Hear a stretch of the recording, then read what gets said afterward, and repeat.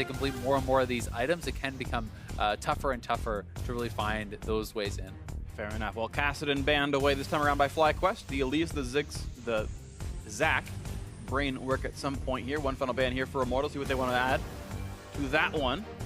Still plenty of tanks available. The Gragas is up on the wings, and the Jarvan gone, but the Kennen's available. And this may be actually a LeBlanc first pick, perhaps, for FlyQuest. We could see them go that route if you ban out the Kassadin. That is one of the kind of traditional counter picks. It's not going to be the case here, but an early round ban on that could have suggested that would be the way they go. Sure, and you might still see a LeBlanc here as the trade. I think it's been an improvement that I've seen this summer split as teams are much better at setting up trades champion for champion to make sure they're getting something good on the backside for the first pick Kennen, the first pick Zac or something. One of the risks, obviously, of banning out a counter to a champion that you're not necessarily going to first pick is then if your opponents are happy to play that LeBlanc, well, then you banned out probably what you would have wanted to play against it, or perhaps one of the options you would have wanted to have open against it, but that may not come to fruition regardless.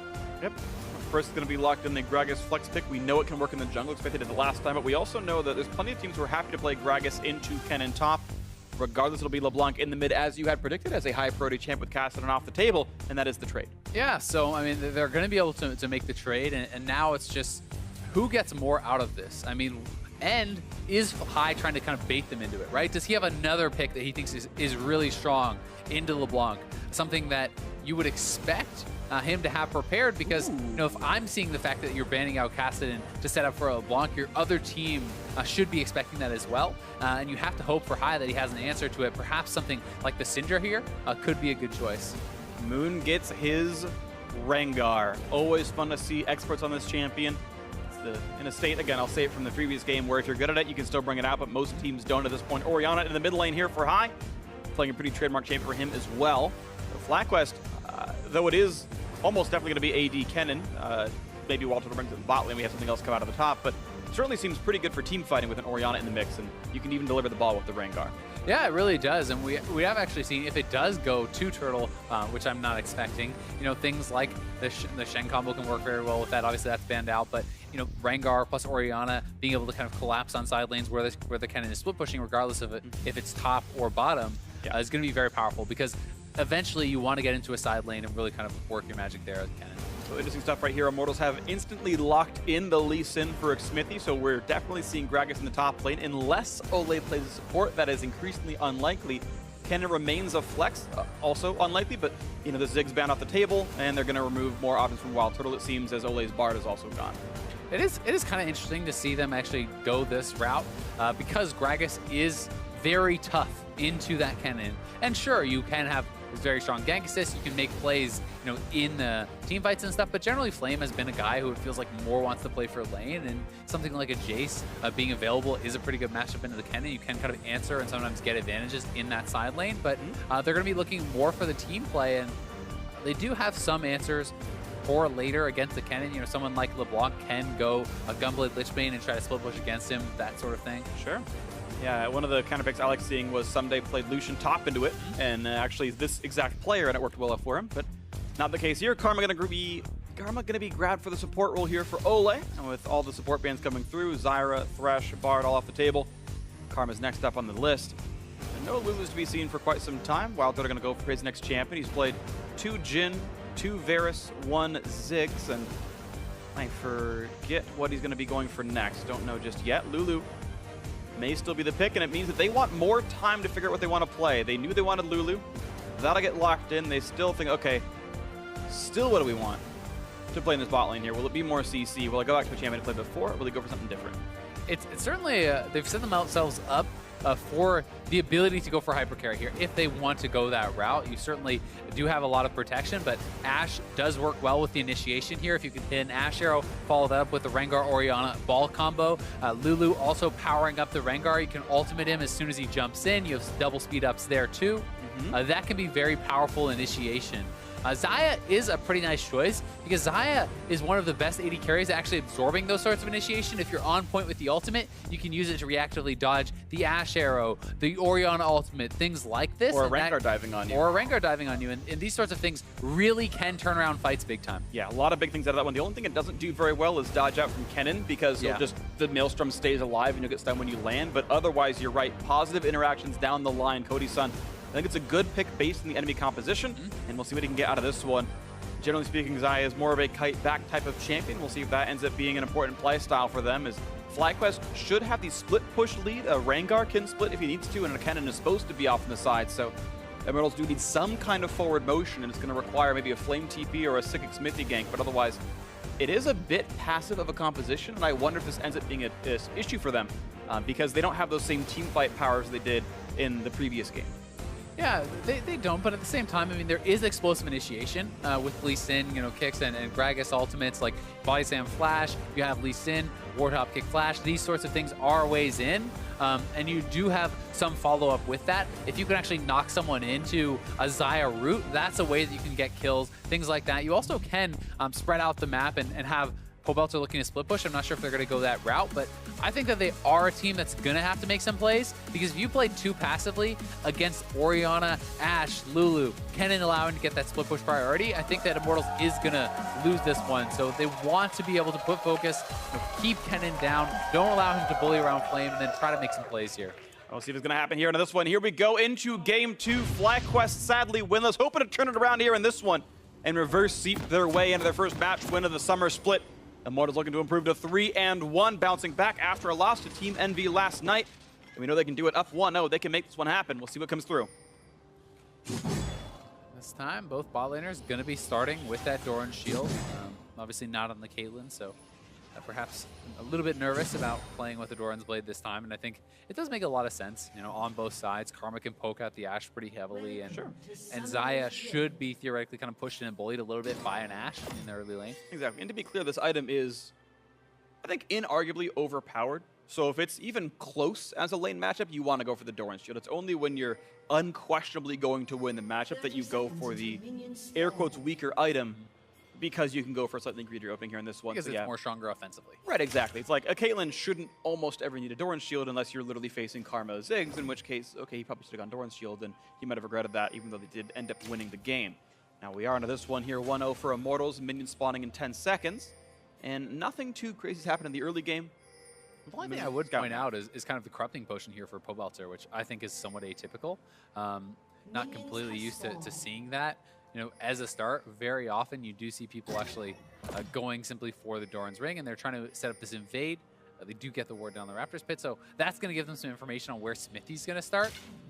Though I'm not sure he actually is going to start Raptors anyway, because Gragas is not coming to leash for him, and Lee Sin starting Raptors without a leash is just awful. Yeah, it is pretty rough. Looks like it's going to be a red solo for Smithy. He can do Raptors afterwards and come down to the bottom side of the map. And all they know is that he didn't start Raptors because they've spawned and nothing's happened. That was in vision of FlyQuest otherwise. Moon getting his solo run throughout his attempt at the Raptor pit himself. He's actually going Storm Raiders on Rengar, which is a little atypical. I see Thunderlords more often usually, but he will have the extra movement speed now in a fight. Well, I do agree. Traditionally it has been somewhat atypical. We're seeing more and more of movement over to Storm Raiders, especially in Korea and regions like that. With even champions like Kha'Zix really going heavily on Storm Raiders, people are starting to value it more for the late game and mid game power that it does have. Even though Thunderlords is kind of stronger at getting that initial kill and bursting someone down and perhaps getting you snowballing, if you can do it anyway without it, you're incredibly strong in late game fights, and you have a way in and out. Yep, absolutely the case, and I do think it is very good as well. Just interesting to see that movement over time. Nice little trade by Pobelter. Corrupting Potion on is some trade damage, but High gets his own Thunderlords triggered. That's always very important when you talk about Thunderlords. Mid laners still seem to run it all the time, or almost always, and making sure you get that third hit off is pretty important as far as trading is concerned. Yeah, it's extremely important because it has a fairly long cooldown, so you want to be triggering that as frequently as possible. Also for Pobelter, if you're going to go that Corrupting Potion start, you kind of have to play somewhat aggressively and look to trade with that Corrupting Potion, because the burn from the active is very important in kind of the value of the item. Right, it's like arguably the same total mana as a Doran's Ring. It's more total health of regeneration, and then competing with the 15 AP with the burn damage, it can be more damage as well. We have to see based on how you play it. And Smithy just kind of wandered through mid lane there. That was bizarre, because I believe he was actually spotted by the minions. There's no reason to reveal yourself by doing that. He can simply Q over the wall from behind the turret, so that was pretty weird. And Ooh, Knight's on, he's dead! Tick! tick. One more. Pobelter's gone. First blood to High. Amazingly well played. Very well done, and the fact that he knows where Smithy is kind of allows him to do that there too, because Smithy could have been in a side wave, but he knew. He went over the wall to the Raptors, so High makes the aggressive play, gets first blood.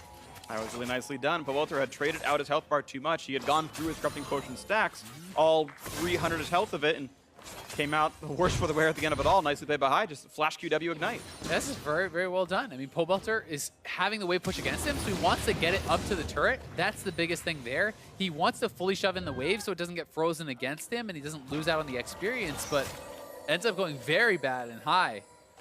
Getting that solo kill. Really nicely done by him. He had gone equal and an arguably bad matchup talent to Ari, and now getting the first blood solo kill in the mid lane, running Ignite and doing well with it.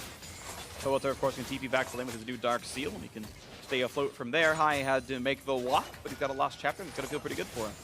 It's one of the interesting things, like kind of the dichotomy of, you know, which summoner spells have advantage over the others in mid lane. And, you know, I tend to think that, you know, Ignite into super passive summoner, aka like TP, you can have the advantage there because you can maybe, you know, force your will upon them.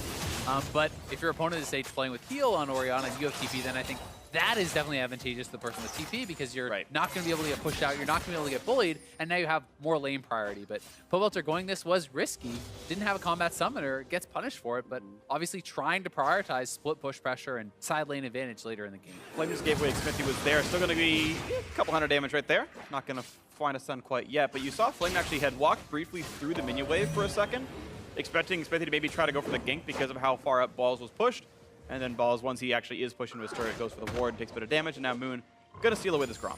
Yeah, and although he did get a little bit of a chunk on it, it's sometimes not actually worthwhile because Balls does have that Doran shield. He's gonna want to base relatively soon anyway. He's not under threat from Smithy whatsoever. So revealing yourself again their second time for Smithy means another advantage for the other team. Moon's able to go and take away that Gromp, and I'm not sure that it was really worthwhile. Yeah, Balls up 12 CS in this matchup though, well played.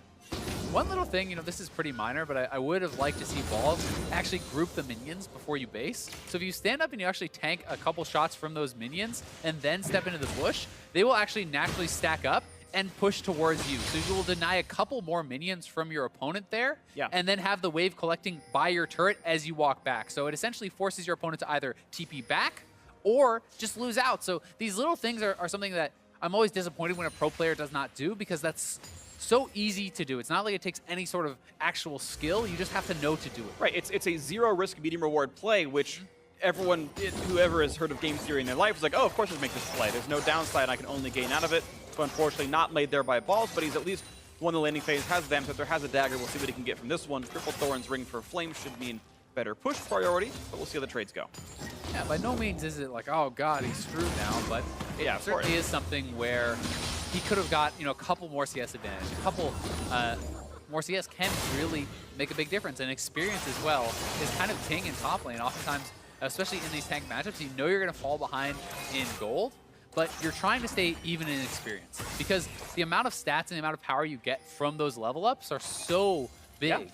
So you really don't want to miss out on that, and that is why freezes and lane manipulation is so ridiculously important in top lane, and it's why it's a lane that I think requires a lot of knowledge about that to be successful. Well, 2-on-2. It's Balls who should up first, but Exclaim is around, so here comes the fight. This one's going to jump into this one. Big slice of Maelstrom is across. Good damage up with there, and Moon forced the guy back. Pobelter also joining in first. They know all three are here. This could be risky, though.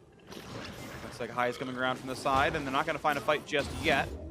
But they are just buying some more time. And now that High has pushed this in, they're actually gaining an advantage in the mid lane because that full wave is being denied, and then the wave will push away from Pobelter. So, you know, now that he has come over there, it's not too bad. But the initial start of that was pretty risky, seeing as Pobelter was going to be able to make their own first. It hadn't been fully pushed in, and that's why Moon is going to have to blow that ultimate to get out.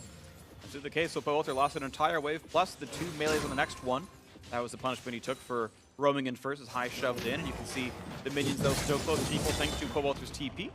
Quick blue buff transfer, Moon doing his job properly, and there we go, pick up for High, 100 gold to him. And they're going to continue on pretty happily in this mid lane right here. Overall gold-wise, of course, 600 lead for FlyQuest. First blood will be that for you.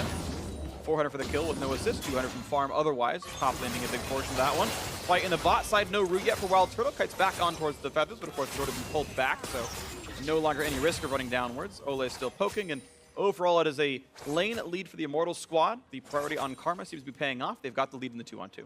They also got a very good buy for Cody's. Oh, yeah. Being able to get that BF sword on your first back is so nice, and it's often something that is not really that realistic in these 2v2 lanes. You can't always get the bot timings to line up for that. So having a BF sword against a recurve bow is going to give the combat power advantage heavily, I feel, over Cody's Scepter. This is the case right here. I'm actually a little bit surprised as well that Wild sort of went for recurve bow and not Vamp Scepter, because I don't think he's going like BF sword Hurricane. I think it's going to be a Ruin King build, and if you're the losing lane getting poked by a Karma, why not go lifesteal? I'm just a little surprised by it, but I guess the thought process here is simply that he can survive without it, right? If you feel like you have enough, kind of staying power with just that Doran shield and perhaps some mastery, lifesteal, that kind of thing, then you would be confident that you don't actually need to go that. In that case, recurve bow is a higher DPS item. Yeah, and I do want to correct myself. Recurve bow no longer builds into Hurricane, so it has to pretty much be Ruin King at this point. Old habits die hard with that one, but there we go. Vampire picked up regardless, and you're right. To be fair, he was full HP the entire time. Didn't seem to be too bad for him, so I guess it's a whatever. He's got both items now either way, and back to the lanes they go. But those are some of the interesting choices in the lane, right? And there's not always one right choice. It comes down to not only which item is kind of like mathematically the best, but it's playstyle. How are you going to utilize it? Will you play more aggressively now because you have that lifesteal and can gain an advantage there? So there's so many different ways to look at itemization and the advantages that you can gain from both correct itemization and the correct playing of. Absolutely, stuns coming across. Nice! Cast well-timed flame. Gets for the movement, still rooted up. The flash follow is there. The kill comes into the top lane. Despite his best efforts, flame goes down. All right, I maybe got a little bit too excited for that ult, but that was actually really well played by Flame. I have never actually seen that. The predictive self-ultimate from Gragas to knock Moon out of that jump. Unfortunately for them, not only does he go down, Pobelter TP's top. They're going to maybe even lose this turret. Looks like they won't, but losing another minion wave or minion wave and a half and a lot of turret damage. High's going to get rooted up. Flashes the wall. He's afraid of getting chased, and the shockwave means nothing as well, but he knew Xmithie was coming around.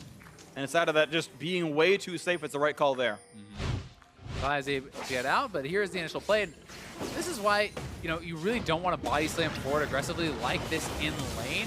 It's really your only way to escape. And that was a beautiful self-ultimate, but because the body slam was down, Moon is able to land that nice empowered bola and not really able to get anything done with that. And this is one of the things that you have to know about playing into the Kennen. So if this is a matchup where you can actually poke the person down, I'm fine with you body slamming forward. But when you're playing against someone who already has a Vamp Scepter, who you're never actually going to be able to really solo kill, and a Doran shield, so it's like he's going to be able to heal up this poke anyway off of the next minion wave. So why are you really body slamming forward and trying to get that poke down on him? Yeah. You should always be holding on to it for defense, either a defensive option or an all-in. Those are only two uses of it that are acceptable really. And Xmithie was nowhere nearby. There is zero chance it turns into a kill, so I think you're right that it's zero reward, medium risk, and it turned out to be the exact opposite, so unlucky. It feels bad to play lanes like that, where you essentially have to accept that you do not get to play offensive ever. As Pobelter's looking for a kill on high. Remember, he has no flash. Short on the mid lane. Yeah, plenty of roots there. The kick to the side lanes the Q. Pobelter getting the kill credit as best as it could have been. Flame tried to roam, landed nothing, but at least the effort was there, and one kill finally on the board for Immortals, hope to come back. Yeah, and they are going to be able to get both the Dragon and High kind of pushing up, really trying to take down that turret. He has worked it down very, very low, but gets punished for that, and then Immortals don't know that they're chilling out on this ward, so Turtle very intelligently, not backing off too much. He's trying to stay both in an area where he's safe and an area where his opponents don't know that he knows, so he can waste their time. Absolutely the case. Ward times out on the brush. Ball's getting away from Xmithie's Q, but by seeing the skill shot, knows that Lee Sin is around, and Balsley's smart enough to play more defensively, knowing Lee Sin's top side. It also allows Wild Turtle elimination to play with a bit more abandon. There is no Lee Sin near them. Xmithie on Krugs right now. Flame trying to zone Balls off the wave, and you can see it is a 26 minion lead. Props to Balls for a well-played lane so far. Forcing recalls, doing a good job with farm, and getting that kill thanks to Moon's gank. One of the other kind of tough things about this is, Gragas is on a pretty powerful point for him with the triple Dorans. Like, that is a lot of early game power, but you're still kind of losing. And when Blade of the Rune King is completed, you're going to be having an even tougher time. And you're so far away from those important full item completions from this build, but it's kind of necessary to get through those. A little chunk out there from High, but just kind of pushing Pobelter away. Elimination still backfilling the mid lane. They're leaving Turtle a bit alone, but that means he's now in a bit of a weird fight as he doesn't land the arrow onto Ole, who flashes sideways a bit to not get landed. Mid lane still under fire. They're trying to give the gold to High. 2 more shots, and there it goes. 375 to him. So all that pressure from high finally paying off because of the convergence from FlyQuest, but you have to think that Turtle should have been able to hit that ultimate. There actually was a ward over the wall, so if he had a little bit of patience, he could have actually seen where his opponent had flashed to and then shot the ultimate, but he instantly shot it out where he thought he was going to flash to, even though he had vision. All right, so maybe a mistake right there by Wild Turtle, but all said and done. It's still an advantage for the squad. Immortals, though, do nicely in their bot lane, and credit to them roaming out to say, well, we're going to lose bot soon enough. Let's make sure top falls first, or mid falls first. And it means that the 350 bonus gold for first turret goes the way of FlyQuest, but the bot still does fall, which is credit to the Immortals duo in their laning phase. It's a pretty interesting build, actually, from Kodi-san here, too. I haven't really been seeing any IE first Seen a couple. on Xayah. Like, it's rare, but I've seen a couple. Yeah, generally, I've been seeing mostly Essence Reaver. And I have been seeing when people go Fervor, sometimes just Blade of the Rune King. Generally, the two combinations I've been seeing most is Essence Reaver plus Warlords or Blade of the Rune King plus Fervor. But here he's going to go Fervor and IE, which is going to be very high DPS. Yeah.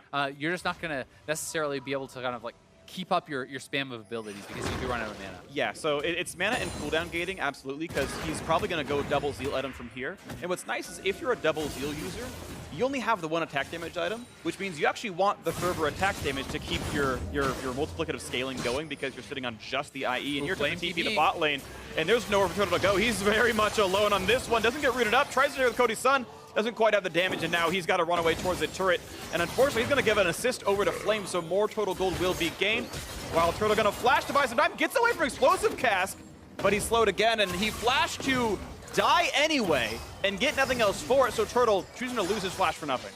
Yeah, he's obviously trying to make the big play and get out there, but it would have been tough. And now Smithy looking for a play here on the balls. Don't think he got aggro, but he's got the rest of the team around as well, so one more shot will do it. Falls, gets taken down by the Mimic, and down he goes. One kill picked up. Immortals now 3-2 in this one, bringing the gold much closer now as High walked up the top lane.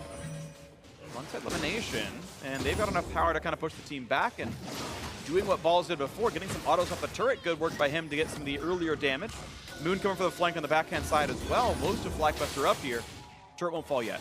They is spotted out, but Immortals should be able to hold on to this turret, and Kodi-san was able to shove the wave in all the way, so kind of extending his minion advantage. Smithy needs to move up and try to help clear this out if they are going to try. TP. Cobalt wants to rejoin the fight here. High pulls aggro by poking at Ole, and turret now then about 1/3 HP up in that top lane. Wild Turtle comes back down to the bot side. They know he's there. Balls has respawned, heading up through the mid lane as Flame is pushing that in soon. They're going to find Moon. A lot of damage there. Can he stack up his passive? Not just yet. Needs a 4th skill to cast. Now he can get rid of CC. He's going to time out soon enough anyway. Plenty free for Ole, back up to 3/4 HP, and looks like the crisis in top lane's been averted. Worth pointing out that Pobelter did go into Gunblade here too, so that is more of kind of like split pushy build. You can go Gunblade straight into like Loops or whatever, or something like that, but a lot of times you will see Gunblade plus Lichbane because that is very, very strong for split pushing, and that may be their eventual answer for Balls. You take TP on Pobelter, and you go that sort of build, and you hope to match up there. Interesting situation on the map right now, I want to point out. Both TPs for Immortals are down, but Balls TP is up right now. So generally speaking, FlyQuest should own the map in terms of split pushing and playing for an objective. So what's interesting is this Mountain Drake's coming up in 30 seconds. Immortals shouldn't really have any rights to it because someone's got to be top lane at some point. But FlyQuest aren't playing in a way where Balls can TP down from top lane. They're just all kind of matching lanes, and they're not using the fact that they have rights to this Drake. Yeah, and I think a lot of that is to do with the fact that FlyQuest doesn't have any vision around that area. So they're not feeling confident to actually, I think, move forward and try to establish that. They're trying to move the pressure up to the top side. Maybe even if your opponents go for that dragon, you could look to trade Rift Herald. And if that's a trade that you're willing to make, that's okay. But you know, it's hard for Balls right now because there's not much information for him on where the enemy team is. So he's not shoving it up. He's not really pressuring turrets. And that's when you can kind of get the most out of your TP. When your opponent has to answer at the turret, then you can back off, TP away, and get something done somewhere else. Yep, we'll see if they can make that one happen then as the lanes have been matched up. Has a complete mirror here. Balls versus Flame in this side of the map. 40 minion lead for Balls plus that kill. He is certainly ahead right here. Flame just stacking raw armor and not buying health, which to be fair is actually really good scaling against the Blade of the Ruin King. It doesn't do anything when you don't buy any HP. It is pretty nice for that one matchup, but the only scary part and one of the... Oh, we're going to see an engage here in mid lane, but... Maybe so. Yeah, we're not going to find the target just yet. The one thing that's very risky about it is you're going up against an Orianna who actually has a lot of magic damage. Yeah. And as a frontlaner, you're building no health and you have no MR. Yep. And that means you get shredded by any consistent damage mage. Oh, Moon in the 1v2, gonna land the Root. He's got balls nearby. I guess now a 3v2 at this point. A half HP cutting away. Root's gonna land stun as well, and they have chunked out Flame. And magic damage certainly can be viable. High could nearly kill him with just a shockwave at that point, with the rest of his combo coming through, I suppose. Both are around the horn, gonna look for a bit of damage right there. Half HP, shockwave gonna find him, and Smithy choosing to not go in. No damage yet from Ole. That Turtle is actually staying top lane, so the Ashe is going to look to try to pressure this turret, take that down. But Cody-san is already mid lane. He has that turret even lower, and Immortals are starting up the Dragon. Right, these two bot lane marksmen kind of a lone 1v0 push, and Cody-san's going to go back to the top lane, but that does give enough time for this kill to come through. Now Ball's in a bit of a pickle right here, 1v2. CC landing for Flame, going to land the slow, but also going to flash to land the spells, and that'll be enough damage, making sure it comes through. So bot lane kill comes in, and now Cody-san 1v1. Turtle flashes the arrow. Does he have the damage? Turtle's got to get away from the roots. He's continuing to flash to kite away. Storm's not going to land, but finally gets the last little bit of damage. Now Moon on the re-engage. Ulti comes in, just the dive from the river, I should say. Not an ult at all. Gets the kill picked up as a trade. Yeah, not too bad, because he did get the turret first, and it's actually, you know, Summoner out of Cody-san there too, so they get the trade kill. Theirs has an assist, but High now was sitting on a ward. Doesn't have to get out. Close things right there. So second Bone Tooth necklace stack in for Moon. He got one off Flame, and now he's got one off Cody-san. 3 more to add to the trophy collection. We can watch this fight again. And this flash, so nice from Cody-san, flashing over the arrow there from Wild Turtle. Not going to be able to get stunned up. And Turtle doesn't have mana, and without that arrow hitting, really doesn't have much of a chance to win that 1v1. So Moon able to come in, clean up, and smart by Turtle to kite down towards the river where his Rengar is coming. So many smart plays, cutting both towards his minions for minion damage, and as you mentioned, towards the river because Moon was just there to leap. If you're going to die, that is the best way to die. Go up and assist, give a Bone Tooth stuck over to Moon. Honestly, as best it could have been for him, because that turret kill, super worth it as well. And the fact that Moon didn't have his ultimate up at that time, you know, he wouldn't have actually been able to get the kill had he not had access to that bush jump. There would have been no way to actually catch up to Cody. Really nice stuff right there. And now we can see how the lanes are set again. 2 turrets apiece. Looks like bot lane had fallen significantly. I guess we kind of missed that underneath the replay, but bot lane tier 2 fell in favor of Immortals after that kill on balls from before. So they'd actually made quite a bit of pressure happen. This game equal in gold right now. Yeah, Pobelter and Flame were able to push that one out, take down a turret there, and Immortals was able to get some pretty good vision in the red side jungle from FlyQuest, and they have, I think, it's fair to say, been doing a better job with vision in general. Smithy and Ole have been moving around the map a lot, and you can see that their vision is just like so much deeper. They have more of it. FlyQuest, the map is so dark from them. Find what they can. Smithy gonna kite back. Gets slowed down by Loot a little bit. Now it's gonna try to find a wall to jump through, and it can only go for the flash, and that's a stun. Cody-san did not dodge much of that one. Here comes a leap, and Cody's done. Sayonara, he's gone. And Moon says goodnight to him. 1 out. That's got to be so frustrating for Cody-san. His ultimate just came up as he died. It was about a second away there, and if he had an Essence Reaver, he would have had the CDR. The pros and cons of a higher damage build versus a higher utility build. In this case, by 2 seconds, gets punished for something. And as you said, it's all subjective. This was one of the cases here. Now mid lane under fire. FlyQuest wants to take a bit more down with this. Mid lane down to 2/3 already. Slow into Ole. High shields, kites back. Pobelter. Polymorph out he goes. And here comes the attempt, and it's going to be a knockup onto Smithy. Look at the damage they've got right there. The trade into High, they're going to pick him up. Elimination nearly gone as well. Explosive Cask only brings in Wild Turtle. The Flame missed his target, and Balls comes in for one. He's going to find a second. And Flame with the flash back away. It could have been a better fight for Immortal, but the skill shots did not land. Pobelter not going to have a chase. One more shot. Turtle could almost kill him, but his flash is down. You know he would have tried if he had the option to. And the engagement, they're going to almost find Balls. Not quite picking him off on that one, though. Out he goes, just barely surviving. Good shields at elimination. Immortals keep the turret alive. And Cody-san not able to get Balls. Would have loved to get that kill. Pick up double buffs for himself. Yeah. They do keep the turret alive, as you said, but giving up a number of kills there. And that's a tough fight to make work for Immortals because they're so low damage without Cody-san. You know, Flame and Smithy are not really putting out a massive amount of DPS at this point, so it's a very low DPS composition if this 80s carry ever goes down. Here's the fight again. Smithy looking to make the play as they had Gragas flanking in, but if you can't get the turtle, you're never really going to be able to win that fight. And they were able to knock him in, but Pobelter was already zoned out, and that's really the only follow-up damage available. And then he flashes out to that point. And just barely the rest of them kite away in this one. So game, again, back to almost the same. 300 gold separates, and the Mountain Drakes only matter if you're attacking turrets and attacking a Baron Nash or something. Now, to be fair, that did happen. Cody's unable to knock down the mid outer turret finally as a result of those Mountain Drakes. I think he wouldn't have quite had the damage otherwise, but now here comes the attempt of Immortals looking to take a lot down this one. Yeah, ball's far away on the bottom side of the map. 4v5 for this one. Arrow's gonna land the stun into Ole, plenty damage on Karma. Barrett helps and High gets the kill. It's a bit of a 4v1 on that.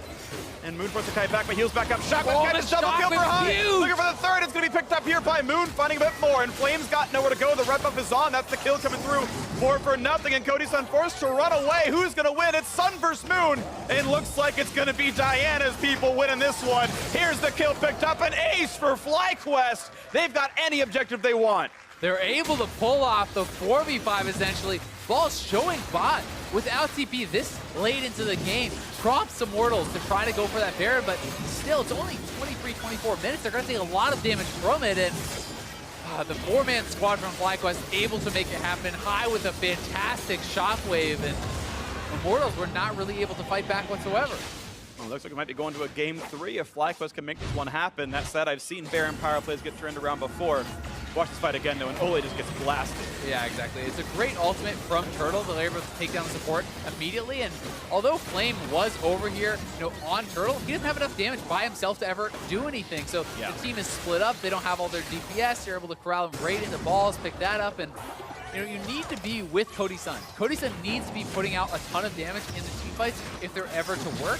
So you need to be protecting him, healing for him, and splitting up the team fight so that manageable pieces are knocked into your Xayah that he can then pick off. Absolutely the case right here. And even the 2-man shock, this was not a surprise shock. This was not High flash sombreroing. He queued forward. It was on the ground for 4 seconds, and Bobalter and Smithy go, "You're going to sit on top of this. Let's have a party right here," and they get blasted with that one. So certainly some misplays are happening, and in a large team fight, it's hard. Like, to be fair, League of Legends is an incredibly difficult game to play, and watching it's easy. Playing it when there's 17 things happening at once is difficult, but the mistake was made, and it was a good shockwave all the same by High to make it happen. And now with this FlyQuest lead, 5,000 gold, Cloudjake picked up. There's just so many things to actually track in those fights. You oftentimes can lose track of that Orianna ball. It's very easy to do, and with Flame engaging essentially on the other side of that ball, he very well may have been calling for the engage. Hey, like, I got Turtle, right? Try to get over here, but Orianna's fantastic at zoning you out and kind of corralling you in that way. And I like this. Ball's still doing very well for himself in the 1v1. Farm lead almost 80 now in this top lane. Might flame Horizon, flame himself. I'm sure it's happened before, but Ball's looking good so far in the split push duty. Again, I think he has stepped up so far this year. He's been a good top laner, a player who'd been in the line before. Elimination backfilling on this side of the lane. Gets some ward vision and hopes to get a little bit of turret damage as well. And at this point, Flame doesn't have the damage to do much for this. Just put the shields on Balls, let him go for everything. You can see him giving some respect to the chance of body slam, some respect to the chance of an explosive cast, but then their fire will go down to 3/4. And here come the attacks onto that turret. He's waiting for an engage. Yeah, Moon's just trying to threaten them off the turret, basically. Pop that ultimate, threaten the combo with the Orianna ball, and they get a lot of damage down onto the turret. Thanks to that, Balls is still pushing it in the bot side. He's going to pick up that tier 2 and start to threaten the inhibitor turret there. FlyQuest may look to try to step forward and actually finish off that mid lane one. Another turret down. 5-4 in the turret score. FlyQuest lost the first 2 Drakes. The Mountain Drakes don't do anything at all on defense. Mid and him. Turret gonna fall. Stun's gonna find Cody, but they don't have the kill just yet. Shockwave catching Smithy. The kill comes through to elimination. Wasn't able to get away with that one. Already burned his flash. Cody-san jumps into the air. Oh! That was a nice play from him. Flash to redirect the feathers. And that was a big play out of them. The damage up with their elimination nearly falls, but Powelter cannot land that final shot. Now forced to cut away from Balls. Cody-san gonna lose the plume damage at this point. And there's the buff gone. 1-for-1 in that fight, but look at how much that base has fallen. The inhibitor in the mid lane is gone.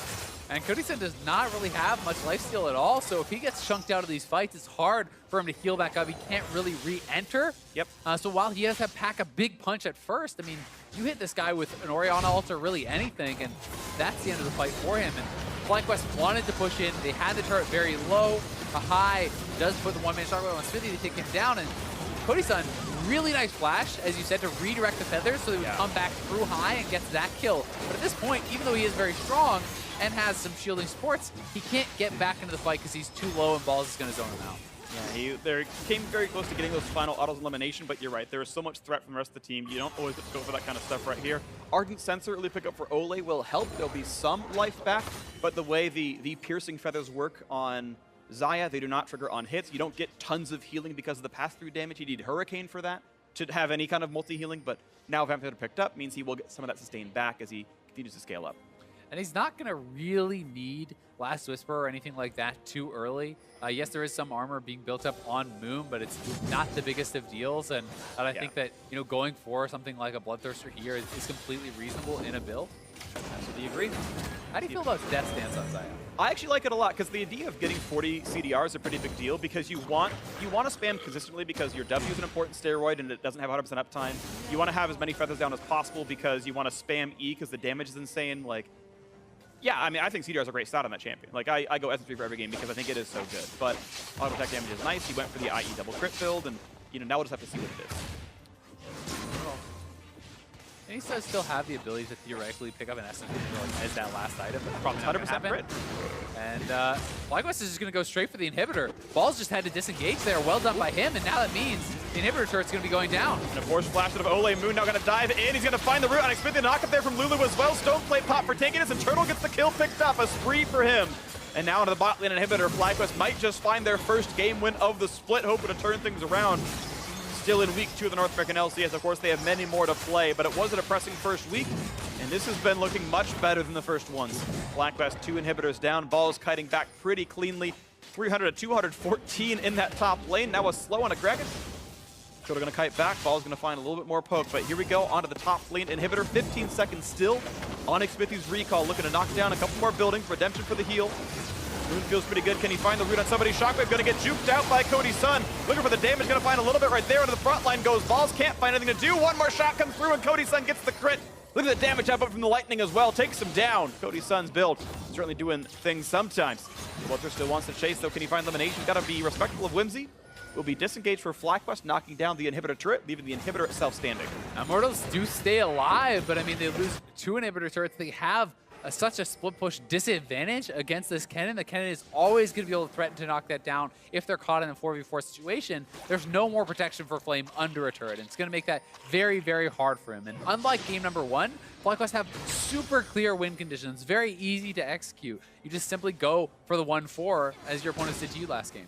This is really interesting. Ball is actually going Wit's End on the Kennen, which normally in most games is super not good mathematically, but Flame is hard armor stacking with almost no HP at all and very little magic resist, right? Frozen Heart Ninja Tabby going for Randwoods, which has like 300 health on it.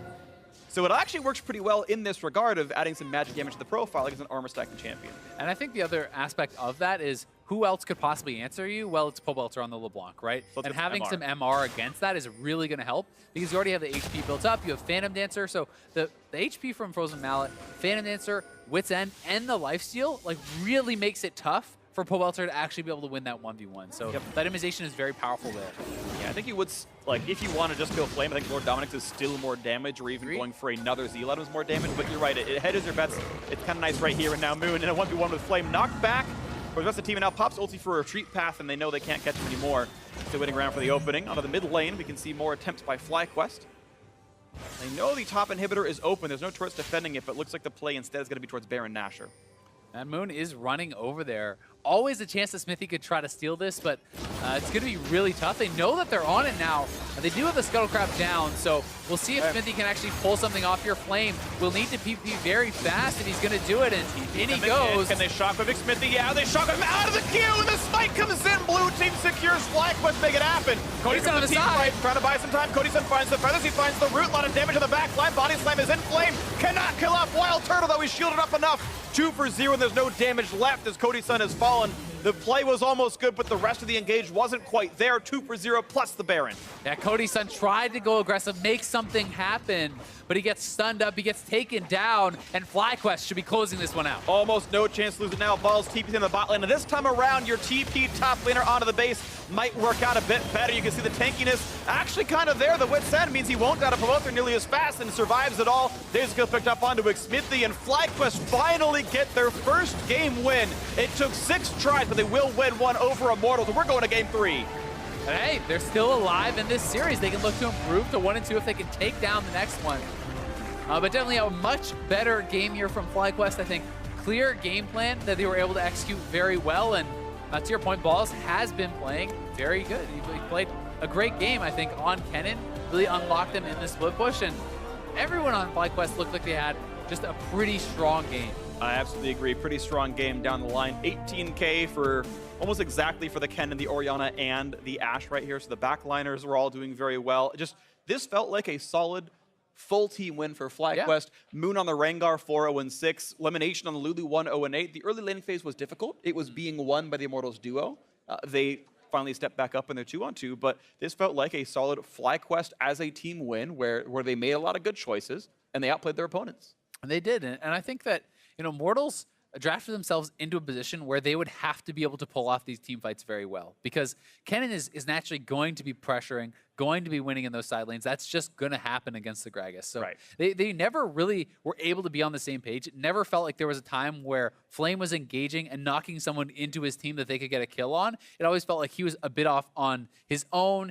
Sure, he hits an ult on a carry, but his team is nowhere near. It never felt like it all came together. And for Cody-san as well, I thought he had a strong early game. He had, the pieces in place to perhaps carry this game, like a massive amount of farm. He had a ton of gold by the end of the game, but most damage in the game as well, but just not the supporting cast. Not the supporting cast, but also I felt like his ultimates were not really on point. It felt like he was not able to avoid the critical CC in any of the team fights with his ultimate, which I think is a massive part of that fight. You're absolutely right. If he is able to, ultimate in that Baron team fight, the initial stun, then he has this QSS for the Kennen stun. Maybe he actually turns that around, right? And I think he was very close, but didn't pull it off quite well enough. Right, and to kind of add some context, right? You can be a good Lee Sin player, but if you've never landed the ultimates, you never quite did your whole thing right there. Yeah. And there is a execution requirement to be really, really good on certain champions. And you're right, missing those ultimates, a big deal for him. We do have a replay to show up. It's that final Baron fight that was just a nice shot call and a well-timed shockwave to Topic Smithy. Yeah, the shockwave from high was beautiful.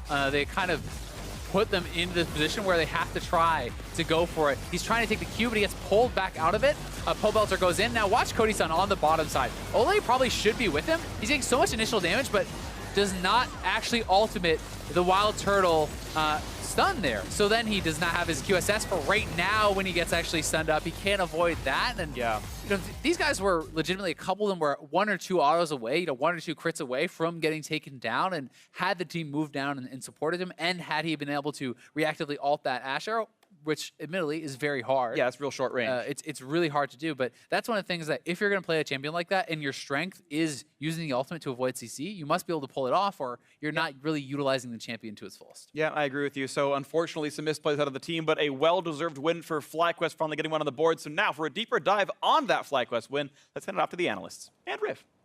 Yes, we are still here. Thank you, gentlemen. We are going the long haul today. 3 games on each stream all the way around. And this one for FlyQuest, as well as TL just had. First win of the summer split for themselves as they look to take this entire match, but they still have another game ahead of them, and Immortals is still putting up a fight. I like the team comp they put together this time around. It's a pretty easy engage comp. If you land the Rengar initiation, you blow your Orianna ultimate. You can also have the Ashe starting it off. A lot of engage tools, a lot of playmaking. Obviously, FlyQuest loves playing that style. And then you also have the split pushing Kennen as well to draw some pressure around the map. And if you can get that going as well, Rengar has a lot of options here, not forced to just go mid because the Ori ball's there. He has initiation in every lane. Yeah, and I also like the Lulu pick here as well, because it's a champion that we haven't been seeing so much lately because people are favoring playmaking, shoving supports, and Lulu did take a nerf, right? So the reason that they take this as well is it stops the Lee Sin playmaking, and it also stops the LeBlanc as well during that late game of distortioning in and just having her way with a team fight, where now you have a chance to at least burst her and get her on the way out. So I do like the Lulu pick in the second round as well, which did kind of round out the composition and play against what Immortals were trying to do. So is it actually for FlyQuest, because they always seem to flex and do things with their composition, does putting something as support down here and leaving the playmaking to other positions kind of helping them out, per se? I think so, because we talk about high and always having a great Orianna. He still gets a solo kill in this game. It's not like by taking this kind of standard team comp, you're limiting their craziness. FlyQuest will still find openings with the way that they actually choose to play the game out. And that's kind of what happened here, where they get the first kill mid, and then Immortals put some pressure back at mid, then they trade turrets, and there's kills going down in both side lanes. So both these teams are very capable of playing scrappy, even if they're playing these standard kind of more shield-oriented comps. And this one actually being quite a fast-paced game. We pull up our first replay at 23 minutes, and that was an ace at Baron. So you can see just what kind of clip this game was at as we approach this mark. Yeah, this was a little bit awkward because you look at the setup and you're like, Immortals kind of have no business being at that Baron, except for the fact that they have some Mountain Drakes, and maybe they thought they could do it. but then they just get completely turned around by it. Disgusting Orianna play. Yeah, I mean, like, Kennen had no TP. Maybe you think he's far enough away to not get involved in the fight, but if your only advantage in this game currently is basically we have Mountain Dragons and hope they don't react fast enough, they weren't even like in the pit trying to avoid it. They were still fronting it, you know, trying to pick that fight, and they just get blown up. Ace, the game completely explodes there. You see even game essentially to 5,000 Guess where gold. this happened. Yeah. I wonder where they made their bad decision. Yeah, and it's just a strange one because there wasn't really any motivator behind it, like we said. It's like they didn't have to do Baron there. Nothing really said you can do Baron at this point. And then even the way that they played that out, it looked like the team once again got split, saying, all right, it's time to turn, or we should actually finish the Baron. And it looked like that 50-50 where everybody was kind of all over the place. They were under like a little bit of pressure because Kennen versus Gragas, of course, the Kennen's going to push you in, and maybe you're scared about the Ori, Rengar, Ashe scaling. But at the same time, you don't throw the game on the hunch that you're going to get out-scaled potentially. Yeah, but you do have like the LeBlanc at that point to maybe answer the Kennen. So you have like other options, and like double teleport, right? So I feel like you could leverage the double teleport and make cross-map plays and possibly get yourself a Baron off of like a numbers advantage or unanswerable TP, but there was just really no setup.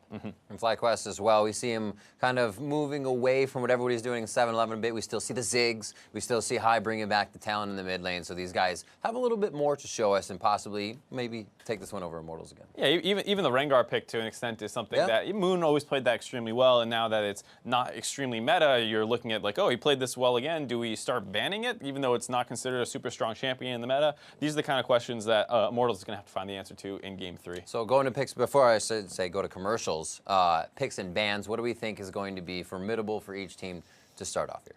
I mean, I like whenever I see Gragas for Smithy. I don't think he had the best game personally, but I like generally for that pick and what he's able to provide for the team, I want to see more of that. And then I'm not sure about Pobolter because he's been hot and cold over the first 2 weeks. Yeah, I feel like Immortals will once again pick up the Rengar and Orianna bans for themselves that they had on blue side previously. I think those did them a lot of justice, and they were able to kind of show that if you can hide behind this Orianna safe laning phase, get you out from under that, and what like we talked about, High and Moon together with those two champions is just something that you really don't want to play against at any point. High and Moon, always a good combination. So the teams are all tied up. Meet us back here for Game 3 to see if Immortals or FlyQuest walk away with the match win. Don't touch that mouse. Stop threatening about